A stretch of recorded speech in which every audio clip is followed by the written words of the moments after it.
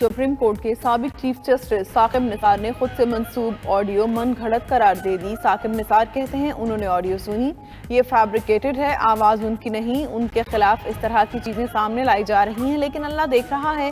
سابق chief justice کا معاملے پر قانونی راستہ اختیار کرنے پر غور۔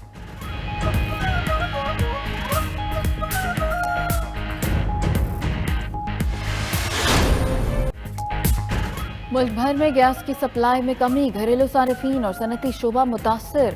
وفاقی وزیر حماد اظہر کا کہنا ہے 70% مقامی اور 30% درآمدی گیس فراہم کی جا رہی ہے۔ موسم سرما میں مقامی سطح پر گیس کی طلب بڑھ جاتی ہے۔ بڑھتی ہوئی مقامی گیس کی طلب درآمدی گیس سے پوری نہیں ہو سکتی۔ مقامی اور درآمدی گیس کی اوسط قیمت کے لیے قانون سازی مسئلے کا حل ہے۔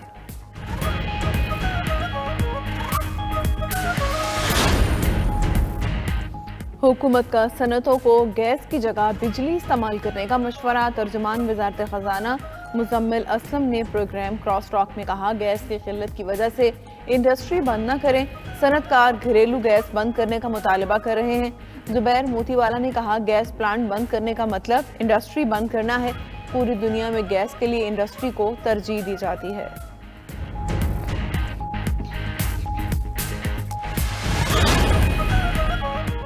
گیس تاریخ کی مہنگی ترین ہونے کے باوجود عوام کو نہیں مل رہی۔ یہ حکومت عام آدمی کی زندگی اجیرن کرنے کا دوسرا نام ہے۔ شہباز شریف کہتے ہیں کہ صنعتوں کو گیس نہیں ملے گی تو برآمدات کیسے بڑھیں گی؟ شرح سود 1.5% مزید بڑھانا اندھی حکومت کا ایک اور تباہ کن اقدام ہے۔ پاکستان کو سالانہ مزید 400 ارب سود دینا پڑے گا۔ اشیاء ضروریہ کی قیمتوں میں اضافہ حکومت کی ناقص پالیسی کی وجہ سے ہوا۔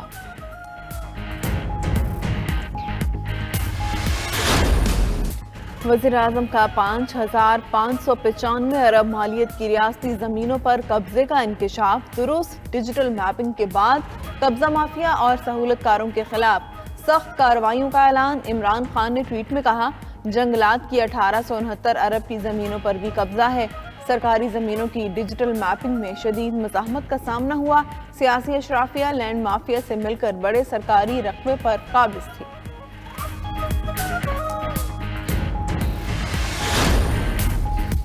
وفاقی وزیر اطلاعات نے عاصمہ جہانگیر کانفرنس میں شرکت کی دعوت قبول نہیں کی۔ فواد چودھری کا سپریم کورٹ بار ایسوسی ایشن پر جانبداری کا الزام۔ کہتے ہیں کانفرنس کا اختتام مفرور ملزم کی تقریر سے ہوا، یہ ملک اور آئین کا مذاق اڑانے کے مترادف ہے۔ مزید بولے بعض وکلاء نے عدلیہ کی آزادی کے نام پر بہت مال کمایا۔ افتخار چودھری کی عدالت کے بڑے مقدموں کی لسٹ نکلوائیں، ہر کیس میں حامد خان وکیل تھے۔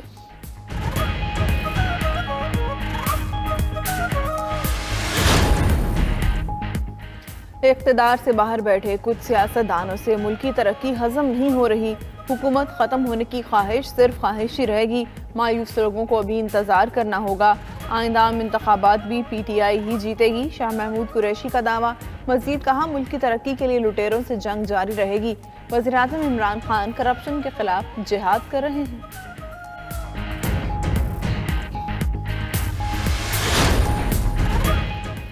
جس وزیر اعظم کی اولاد اور جائیداد باہر نہ ہو وہ ملک و قوم کا سوچتا ہے۔ فاروق حبیب کا کہنا ہے عمران خان غریب کو چھت بنا کر دینا چاہتے ہیں۔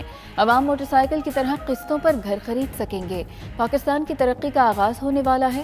سندھ میں پیپلز پارٹی اور پنجاب میں نون لیگ کا ٹھپا مافیا پرانے سسٹم کو برقرار رکھنا چاہتا ہے۔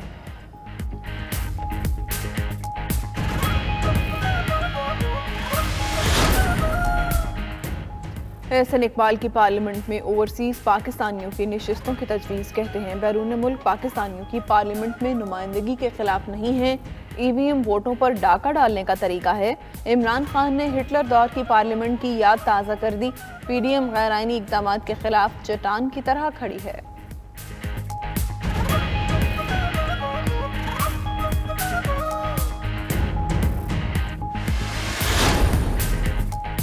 حکومت کے جھوٹ کے تعمیر کردہ مینار پاش پاش ہونے والے ہیں۔ سراج الحق کہتے ہیں کہ عوام پی ٹی آئی کو انقلابی سمجھ رہے تھے، وہ مکمل خرابی نکلی۔ حکومت کی نااہلی عوام کے لیے کورونا اور ڈینگی سے 100 گنا زیادہ خطرناک ہے۔ 17 نومبر ملک کی تاریخ کا سیاہ دن تھا۔ وزیر اعظم کھلاڑی رہے مگر قواعد و ضوابط کے بغیر یک طرفہ کھیلنا چاہتے ہیں۔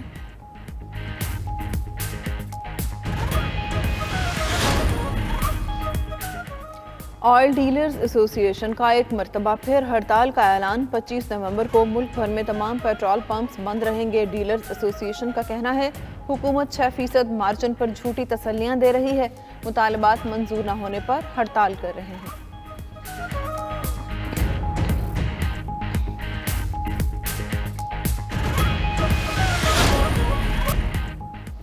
کراچی میں موٹر وہیکل ٹیکس وصول کرنے کی مہم آج شروع ہوگی۔ محکمہ ایکسائز سندھ کا آج سے سڑکوں پر ہی گاڑیوں کی چیکنگ کرنے کا فیصلہ، 10 سے زائد مقامات پر خصوصی ٹیمیں تعینات ہوں گی۔ ٹیکس ادا نہ کرنے والے گاڑی مالکان پر جرمانے ہوں گے۔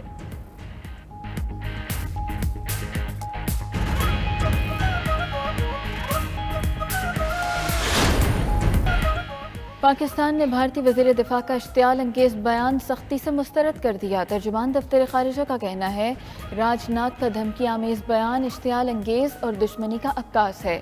پاکستان بھارتی اشتعال انگیزوں اور غیر ذمہ دارانہ رویوں کا جواب دینے کے لیے تیار ہے۔ عالمی برادری میں بھارتی ہرزہ سرائی کو قبول کرنے والا کوئی نہیں۔ بھارت ایسے ہتھ کنڈوں سے مقبوضہ کشمیر سے دنیا کی توجہ ہٹانا چاہتا ہے۔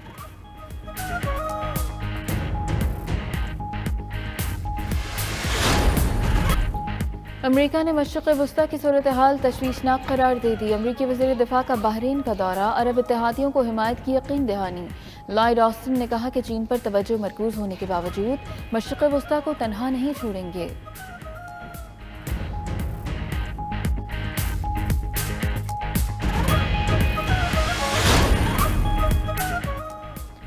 پولینڈ نے افغانستان سے مہاجرین کا اگلا بحران شروع ہونے کا خدشہ ظاہر کر دیا۔ پولش وزیر اعظم کا ایسٹونیا اور لتھوانیا کا دورہ، مہاجرین کے بحران پر تبادلہ خیال کیا۔ کہتے ہیں افغانستان کے لوگوں کی مشکلات میں اضافہ ہو رہا ہے، بڑی تعداد میں افغان یورپ کی طرف ہجرت کر سکتے ہیں۔ پولینڈ کی سرحد پر بیلاروس مہاجرین کا دباؤ بڑھ رہا ہے۔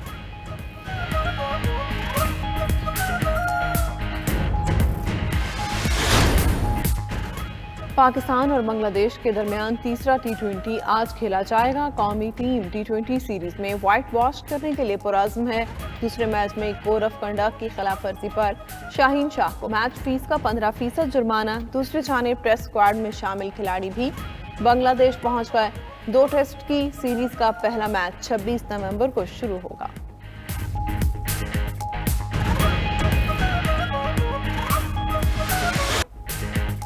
اور سزا بھگتنے کے بعد رہا ہونے والی روتھ کا ماضی سماج نے معاف نہیں کیا۔ ڈرامہ مووی دی انفارگیویبل کا آفیشیل ٹریلر جاری۔ ہالی ووڈ فلم 24 نومبر کو ریلیز ہوگی۔